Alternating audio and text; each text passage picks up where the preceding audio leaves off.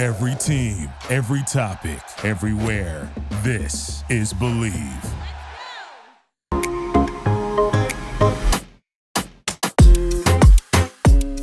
Hey, welcome everyone again to another episode of Placata Nation. Here joined by the man himself, mi primo del Bronx, Cuss Rod. What's going on, my man? Carlos, it's a pleasure, man. Happy New Year to you. Happy New Year to our Placata Nation podcast community. This is going to be a great year. 2023 is full of excitement. And again, good vibes to you, Carlos, and good vibes to all of our viewers and our listeners. So, And that's what I'm talking about right there. Because if you think about, Mookie Betts, for example, Mookie Betts, they should have. I mean, if you want to keep such a talent, you should have offered him a contract a lot earlier yeah. than they did. And at the end of the day, they couldn't keep him. The same thing goes for Bogarts. They could have extended him. They didn't do it at the right time. And Chaim Bloom, look, a lot of people right now, I'm not too happy with Chaim Bloom, but you would think that he's definitely capable. We know what he did in Tampa Bay, and now the difference is he's got deep pockets. The good news, Devers is coming back. I'm just saying that it would have been a lot better if they would have offered him a competitive and almost an offer that he couldn't refuse earlier in his career. Yeah, it would have been a lot cheaper than what they gave him now in totality. So absolutely, which gives you more flexibility to go get other guys. Yeah, well, I mean, last year they did get another guy. Last year they got somebody, but unfortunately, that person's out, and that person's going to be out for a while. And that's Trevor Story, who's out. I believe it's elbow surgery or Tommy John surgery, and he's out. They haven't officially said that he's out for 2023, but most likely he is. And a few names that I know we talked about was for a replacement for him could be Kike Hernandez. Yeah, You said Christian Arroyo and even Jose Iglesias as options. Where do you see the Red Sox going with this, man? I mean, this is not good. This is a huge blow, man. Look. This is a team that already was in a difficult situation, especially going against the Yankees. Can they compete against the Yankees on paper? You're like, I'm not sure. Offensively, that division, so bad. That division is hard, man. That division is tough. Can you say right now they're better than the Blue Jays? And you're like, no, I don't think so. You know what I mean? And then, okay, better than the Rays, the O's, No. You're looking at the bottom of the pile, again on paper. Now, obviously, you have to go out there, play between the lines. That's where the game is played. But on paper, you're like, oh, man, I know they wish they had other pieces. Now, with this injury, Bogarts leaves. Here, now, Story's going to play short, and this happens. Couple things.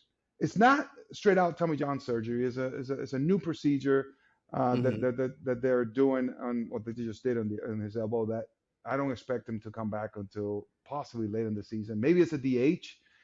He could come back a little bit sooner. Now, who would be replacing him? You're talking about Kike Hernandez, perhaps. Instead of playing center, he could play short. Kike is so versatile. Of course, he can do that.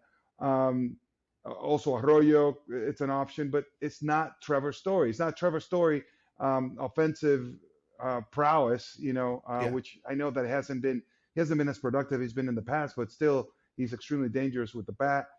Well, there's some absence, a huge absence there for the Red Sox. Now you think about Elvis Andrus is still out on the free agent market, so he could be someone who gets brought in. Also, Jose Iglesias, a great defender. But no disrespect, these two guys are great players, but they do not have the offense of Trevor Story. So this is an irreplaceable player right now, if you look at what options they have, unless someone steps up absolutely huge.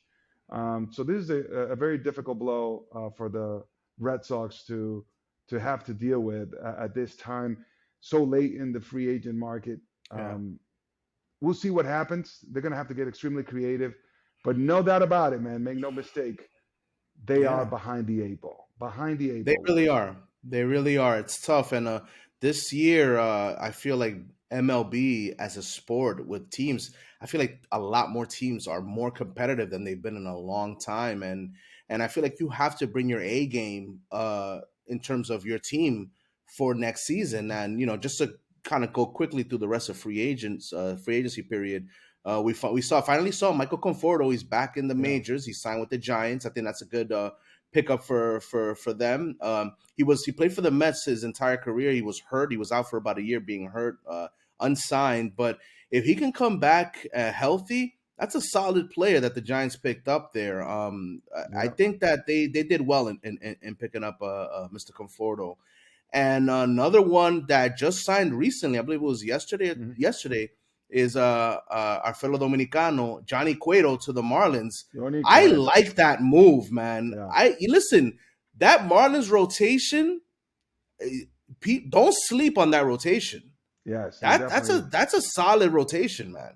Yeah, very good. We'll start from the top. You talk about Conforto. I think it is a very solid sign for the Giants. I actually had the pleasure of speaking with Conforto yesterday, and he is in high gear right now. He is so excited to get back on the field. He likes the fact that ballpark, it's absolutely huge, so he's going to be able to run down some baseballs out in the outfield. And he thought also hitting wise could help him Yeah, because it promotes, hey, I need to hit line drives. Balls in the air here get caught, so I got to hit line drives. It's not a hitter's ballpark. So I think it's a solid sign, and I think it's going to be good for yeah, Conforto. Obviously, he's just happy to be back playing ball. He did say something yesterday that was very powerful. He said, and I love this humility. He said, "Wow, man, the game got taken away from me because of my health." And yeah, a lot of people who that happens to never get it back. And here I am getting yeah. another opportunity, and he is so grateful for that. So I love that attitude, and he's really working hard to make the most of that Good for him. opportunity. Good for him. Johnny Cueto made a rebound last season with the White Sox. Did a pretty good job. He's not the Johnny Cueto that was a two-time Cy Young candidate in the past, but he weathered um, maybe his aging skills with just knowing how to pitch. He's a great pitcher, throws a lot of Yeah, strikes, doesn't walk people. So this is a great sign. The veteran coming over to the Marlins to be with Alcantara. I think that combination of the Alcantara, Cueto, yeah. beyond what it means, just on the field performing, I think that veteran presence with the younger player, it's actually going to be excellent. And now the Yeah. interesting thing about the Marlins is that they have said that because of this wealth of pitching, that they're chopping them around. They say, "Hey, who wants pitching? We got pitching." Uh, So I hope they don't totally dismantle this great rotation that you are talking about. But uh, yeah. but certainly they got better with Cueto, no doubt about it. And the They team looks did. They better. did. Segura is there now. I mean, the Yeah. team looks good. It's a solid ball Yeah. club. Yeah, they're a fun team to watch. You got Jazz Chisholm there, awesome personality, Oof, yeah, uh, uh, uh, talented. tons of talent. I really hope the Marlins don't blow this up because there has to come a time where you as a team you have to decide, hey, listen, we're going to draw a line in the sand. This is who we are. We're going to go forward and let's see what we can do. A la, like you guys, the Tampa Bay Rays did all those years. Like sometimes you have to just say, let's see what we can do. And when baseball, it's all about pitching. You have the reigning Cy Young winner there. You have pretty good solid arms, and now you add Cuero as a I don't know where he'd be in the rotation, but that veteran presence is only going to help that pitching staff mature. Yeah, And it's time for the Marlins to just say, you know what, let's see what we can do. And you never know, man. I mean, look at that. We had two 80 something win teams in the NLCS last year. exactly. Anything could happen. Yeah, Anything could happen. and Absolutely this, anything. I mean, is this what puts him over the hump? I mean, I don't think so. It's not like, No. wow, Johnny Cueto is the young Johnny Cueto, but I'm telling you, man, that veteran presence does have a lot of value, especially when you have a Yes. young staff. And I'm just thinking about the possible impact that he could have on an Alcantara, who's already an absolute stud, obviously. Yeah. Cy Young caliber pitcher, Cy Young Award winner. So yeah, I think it's a great sign, and the Marlins kind of like looking at sneaky good right now. Especially because of the pitching staff they got going. So we'll see what happens Yeah. there.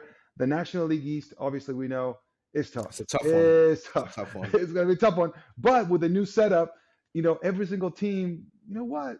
80 something wins gets us an opportunity to get into the postseason. And once you're in the postseason, anything can happen. Yeah, yeah. Last postseason should be a an example for all these teams. No one's out of it. If you get in, the magic could happen and you could make a run. So keep that in mind, fans and alike from all over the country. Your team. You may look at your team and be like, "Oh, well, I don't Yeah, know." You never know. You never know. that's fun. Carlos, real quick. I know we're gonna focus on future episodes on this, but WBC is coming up, man. Excitement is starting to gear up. We're seeing Yeah. rosters now. We're seeing player names going. Again, I know we're going to focus heavily in the future episodes about this, but I want to gauge your excitement. You haven't talked about it much. What are your thoughts on the WBC? Are you excited? Do you think this Oof. WBC is going to be the biggest one ever? Because, I mean, the names that are going to be on these teams are huge, man. Yeah, it just keeps on getting bigger and bigger and bigger. I mean, from my perspective, being from the Dominican Republic, the Dominican Republic team, we could argue that this is the most talented team out of the Dominican Republic in the WBC history, right? Yeah. But we could possibly say the same thing about the USA team, United States Ball Club. So, and then the Venezuelans are gonna say, the team from Venezuela, the team from Puerto Rico. So the talent pool is just absolutely ridiculous. It's so young, Rod. If you go through it, I love it. I love it. It's I such love it. the young talent is just absolutely ridiculous. It's incredible. I mean, you in DR you have Julio Rodriguez. You have the reigning rookie of the year there. You know what I mean? You look at I'm looking at right now. I'm looking at the rotation for the Americans for US. I mean, dude, you got Yeah. there's so many names. I can't even. This is like fantasy baseball. I play fantasy baseball with my friends every year. This is literally like a fantasy baseball team. I mean, I'm looking at this roster. At shortstop, think of how hard of a decision is this, Carlos? At shortstop, who should I start? Tim Anderson or Trey Turner? Wow, that's really hard. You know what I mean? what a great one of those guys. have. One of those guys have to sit. You think about this. It's unbelievable what this has done. And, coming off of what we had in the World Cup of Soccer and the excitement that had, I know that baseball as a sport wants the world to embrace the sport of baseball, even more than it has. I think this could be the one WBC that can do it because of all these names that are in it, and we've had really good, really exciting WBCs in the past, but I do think this time around we are going to have something special. We're going to have some special games. These groups are crazy, man. Oh man, that group that DR is in. Oh boy. Yes. I have my thoughts about that. I will reserve my thoughts about that. Yeah, we're gonna dive deeper into this. We'll dive deeper into this as the weeks come by. Now I'll tell you this: it's pretty cool because I feel super close to the action because Mark DeRosa, manager for the United States Ball Club, man, he is having so much fun. I mean, obviously he's a friend of mine. I work with Mark, and he is having a blast doing this, but it's not easy work. And then from the Dominican Republic, we got Nelson Cruz, who I also consider a friend. Played against him. We talk regularly, and he is so excited about it, and also tells me how difficult it is to put a ball club together, precisely because of how much talent you have. So it's difficult to see who's going to play, who's going to start, who's going to pitch. And just putting a team together. So they're having a lot of fun. Now they knew that they do realize the weight and the responsibility. So as an outsider looking in, I am so excited for this. And also because I feel like my buddies are in it, my buddies are in it, so it's going to be really cool. I mean, obviously rooting for my ball club, the Dominican Republic team. Yeah. Who can forget that Dominican Republic team that got crowned champion, going undefeated in the WBC. Unbelievable. And that's what these what the guys want to repeat. And I've heard Nelson Cruz say, anything but a championship, but winning it all is a disappointment, and that's the Yeah. weight of the entire country. You know how That's passionate. pride. That's Yeah, pride, man. That's that's pride. It tough. is. That's tough. And now they do It is. realize that they have a very, very, very steep, difficult task ahead of them, and that's what I love about Nelson. He does not take it for granted whatsoever. No. He knows it's going to be difficult, but they're going to do it. They're going to give it their best. Yeah, I love that. And I'm excited. And again, in future episodes, we are going to talk about this. Yeah. You never know. We may get a guest or two from WBC teams. We'll wait and see. Yes. Carlos, we got the, just to move on, we have the question of the day. It comes from Ricardo from Harlem, New York. Says, Hey, hey, New Yorker. Carlos. Yep, Harlem. Harlem, stand up.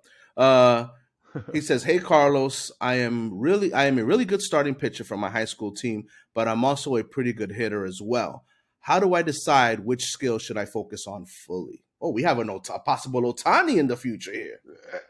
That's it. That's the answer right there. Before, everybody's going, you either have to pitch, or you have to hit. But I think that's out the door. We should just forget about that. And now, if you are excelling, Ricardo, if you're excelling at both, I think you ride that as long as you possibly can. All right, keep on enjoying yourself, not only on the mound. What an incredible talent that is. So let's embrace that. That's my advice to you. You keep it going as long as possible. And now you're in high school. You imagine how valuable you're going to be to, a collegiate ball club. Because I always say, look, it's not that all of us are going to become professional baseball players, but we all know how awesome it is to be part of a team, how incredible it is to then go to college and play baseball in college, be part of a team at the collegiate level. Those are one of my most cherished memories. When I played in college. So to be able to be a student athlete in an institution of higher learning at that level of competition, I say you keep on doing both as long as you possibly can, Yeah. and shoot for the stars when it comes to that. Who's to say that you cannot be like Otani? You already are in your own regard at your level, so why not keep it going? So keep at it. Hats off to you. I tip my hat to you because that's a pretty difficult skill to master. First of all, being a hitter is difficult, and being a pitcher is extremely difficult. And you're doing both, and you do it well. You do them well. So keep it going. That's awesome. So do not let anyone make you feel like you have to choose one or the other. Write it as long as possible. It may come to that when you're later in your career where you're going to have to choose one or the other, but no one is making you choose now. So why are you trying to choose? Don't do that. Don't do that. Keep on having fun.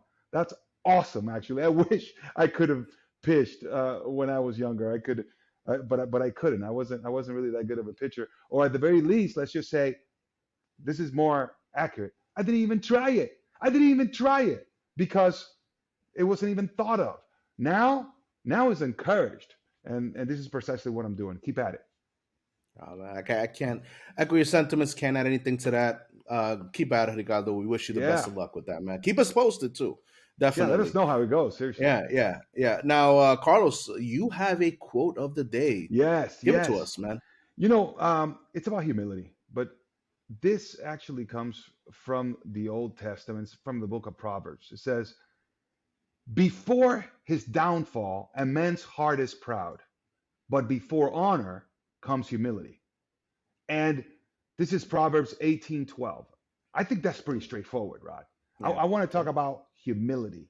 We were talking about Carlos Correa early on, and this huge contract, becoming one of the richest players in baseball with this contract, especially when you're talking about that per year AAV. Um, it's it's incredible to think back when he first came up to the big leagues. He was with the Astros, got drafted by the Astros. I was part of the Astros, and we actually put a joke on him, Rod. We put a joke on him when he first came up, a little bit of rookie hazing, and we messed up his locker and took it all out, and actually put a bucket in the middle of the clubhouse and wrote Correa with a black Sharpie. Like, this is where you're going to sit, rookie. And it was a lighthearted, hazing joke.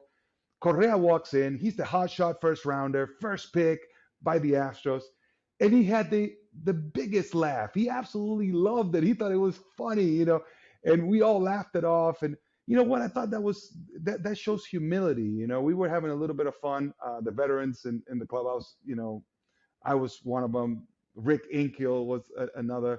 And we had so much fun with Correa, and he was such a good sport. I don't believe in severely hazing rookies, but I do appreciate when a rookie understands that he still has to earn his stripes, right? Mhm. And that speaks about humility, and Carlos Correa displayed humility at that moment. So, anyways, just pushing it forward, the importance of being humble and understanding that there's room to grow Yeah. always. There's always room to grow. All right. The moment that you think you have arrived is the moment you're going to start leaving. So you never want to think, hey, I've made it. I've arrived. It's over. I did it.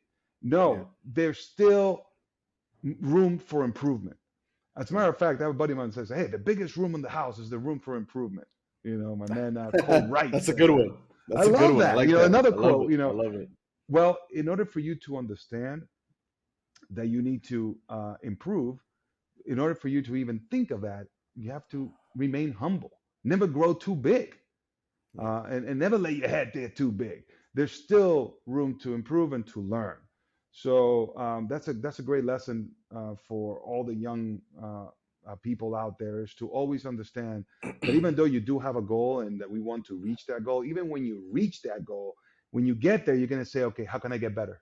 How can I still get better? How can I still be a better father? How can I, now that when you're a dad, how can I be a better father? How can I be a better husband? How can I be a better friend, a better student, a better player? Yeah. There's always that question should always be asked until the day we take our last breath. Yeah. So There's always room humility. for improvement. There's always room for improvement. You can always be 1% better than you were the day before. There's a song called "More Money, More Problems." You know it, Carlos. With Yeah. Diddy, you Mace, took me and back, man. Yes.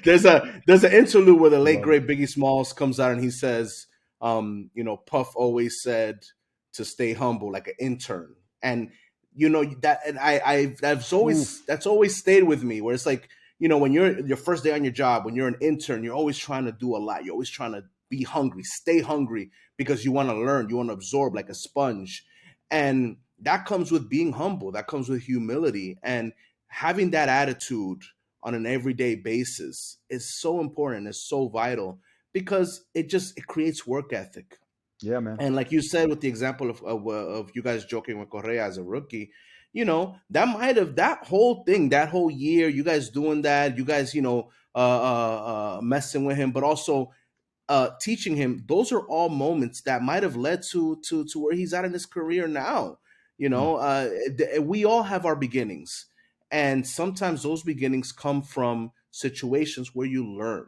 You Yeah. know, and where you learn, that's where that humility comes in. We're not all given things on a silver platter. Some people are, I'm not gonna lie, but Mm. most of us don't. We come from humble beginnings. We are people that fought to get where we're at. And that's something that you never forget. And that's something that you'll always carry. You Man, should we're gonna never, continue ever to fight. forget it.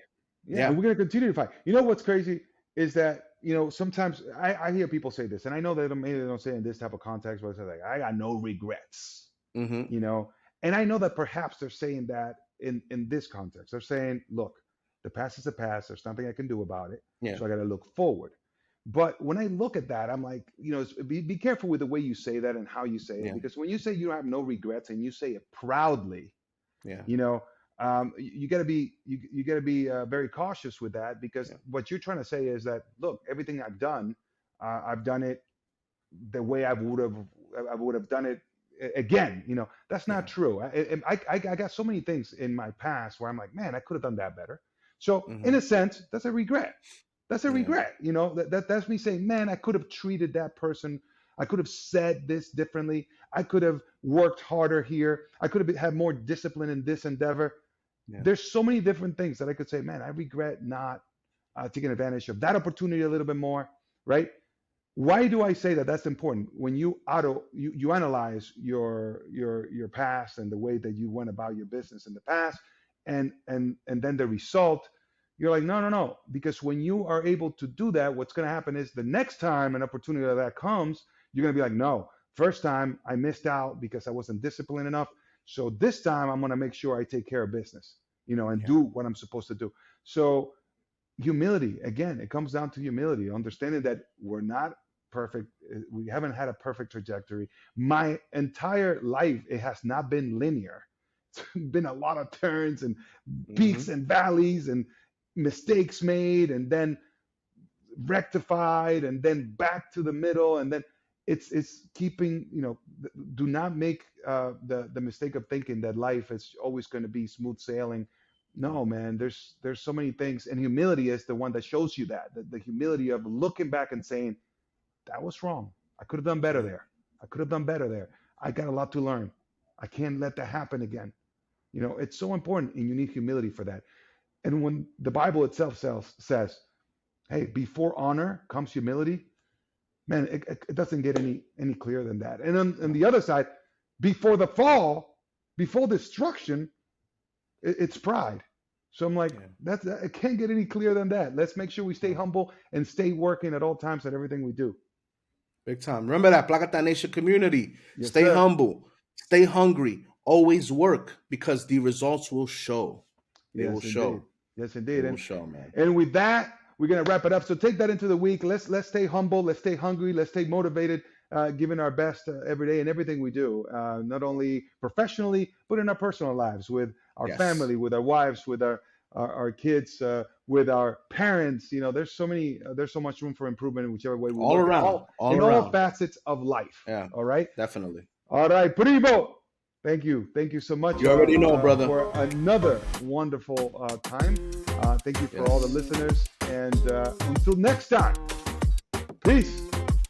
Placata.